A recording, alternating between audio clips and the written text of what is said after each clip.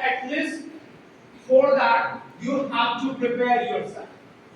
You have to prepare yourself that one day will come when you will get hired, you will work for the top 10 branded no company like Google, Infosys, TCS, IBM. Okay, ये सभी company के लिए आप लोग work कर सकते हैं। और ये माइंड में अभी आप लोग सेटअप कर लो, जो भी आईटी सेक्टर में जाएंगे, you will have to command over English communication. थोड़ा सा इंग्लिश पे भी वर्कआउट करना है every single day. Tell your mind, tell yourself, you can do it. ठीक है, इंग्लिश कुछ बड़ा चीज नहीं होता है।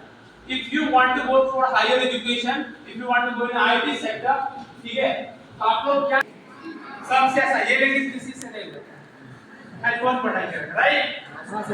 मन लगाना ये बहुत आसान काम है, बाकी डिफिकल्टी तो बहुत सारे हैं, लेकिन ये 6 घंटा डेली पढ़िए, डेली का रूटीन बना लीजिए। स्कूल से आने के बाद खुद से स्टडी